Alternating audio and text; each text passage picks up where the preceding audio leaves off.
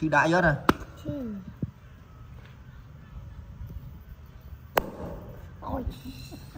Ngò chữ đại rớt. Thua máy rồi ngại luộc chân có cục thăng hót không cho một lúc ăn đi nào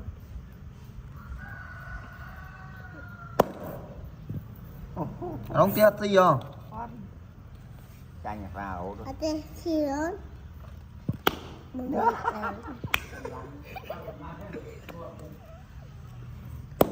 mà chi À sao tiêm tinh tinh yang si à rong? Tiếc lang ấy tiếc tinh tinh này.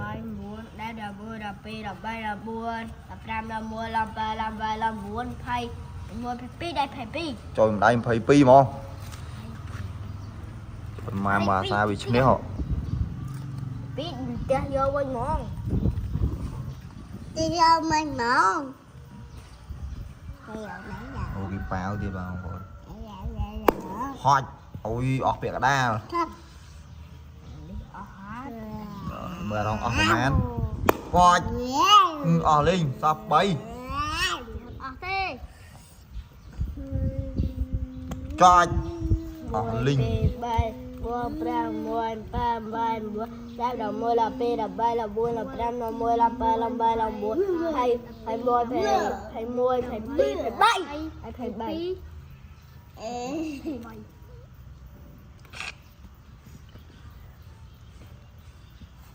sao cái này sai sụp Ôi pi. Bay cho.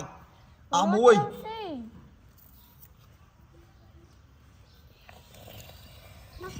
chặt chặt chặt chặt chặt chặt chặt chặt chặt chặt chặt chặt Nó vào sát tiếc cho ha rồi.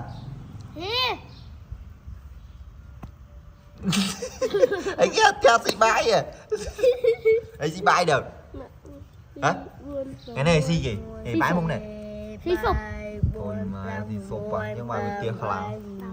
Là bữa là pe là bay là mua là pram là mua là ba là bay là mua bay phải mua phải pi phải bay phải mua phải pram phải mua phải ba phải bay phải mua sao nó sao trâu mấy ăn cá chưa trâu mua rồi đang xàm mùi hay bác ơi ba nào Cho mơ xa xì ở tế. Chám tu sẵn tặng ọc nia. Môi. Pi. Bay. Péu. Sao mùi. À mùi nâng bánh tế hà rong dơ ta. Nó cây đã nó cây được kia mới dần hả? Cây được kia mới dần. Họ kết mày. đặt cá Dạ ba này. mua pe bay mua pram mua ba ba mua đam đam mua là pe ba là mua là pram là mua làm ba làm ba làm buôn thầy Này sẽ đi tiêm rồi. thầy sao tịch nhép